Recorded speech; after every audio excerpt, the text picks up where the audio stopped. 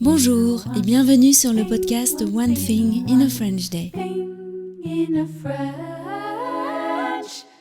Aujourd'hui, lundi 18 mars 2024, cet épisode, le numéro 2344, s'intitule Gisèle, le ballet contemporain de Marie-Claude Pietragala. J'espère que vous allez bien et que vous êtes de bonne humeur. Je m'appelle Laetitia, je suis française, j'habite près de Paris et je vous raconte au travers de ce podcast un petit bout de ma journée. Vous pouvez vous abonner pour recevoir le transcript, le texte du podcast sur onethinginafrenchday.com. Il est envoyé par email à chaque fois qu'un épisode est mis en ligne.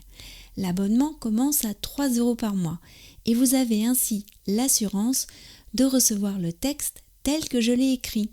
Je vous invite à découvrir sur le site du podcast tous les avantages qu'il y a à recevoir le transcript par email. Gisèle, le ballet contemporain de Marie-Claude Pietragala.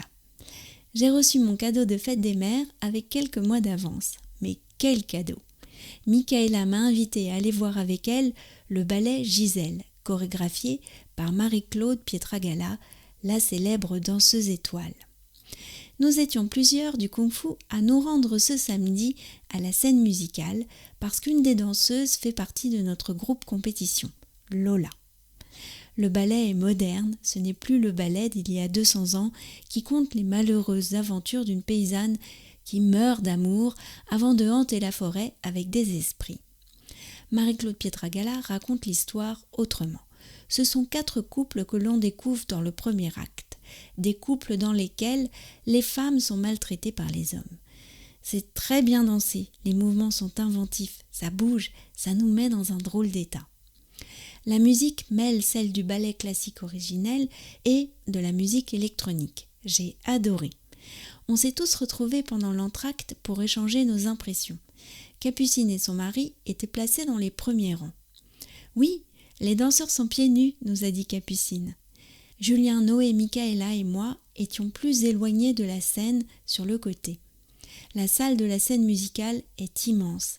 Elle se trouve dans un bâtiment tout en rondeur, comme un œuf posé à plat au bout de l'île Seguin sur la Seine. C'est très joli de l'extérieur car le bâtiment est recouvert de verre. Shiran, notre professeur de Kung-Fu, était là aussi, avec sa fille. « Je suis toute tendue devant l'effort physique des danseurs. C'est vraiment très beau », a-t-elle dit. Le deuxième acte était différent, mais intense aussi. Un groupe de femmes fantômes hantait la scène avec Gisèle, interprétée par Marie-Claude Pietragala. C'était au tour des hommes de souffrir. Dans le groupe, il y avait Lola. De loin, ce n'était pas facile de la reconnaître, mais nous avons tous su que c'était elle qui avait réalisé une roue sans les mains. « Vous avez vu la roue sans les mains ?» nous a-t-elle demandé quand nous l'avons rejointe après le spectacle. « On était sûr que c'était toi », a dit Noé.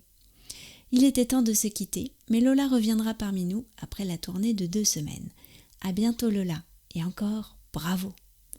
One Thing in a French Day, c'est fini pour aujourd'hui. Je vous retrouve dès mercredi pour un nouvel épisode du podcast. À bientôt, au revoir.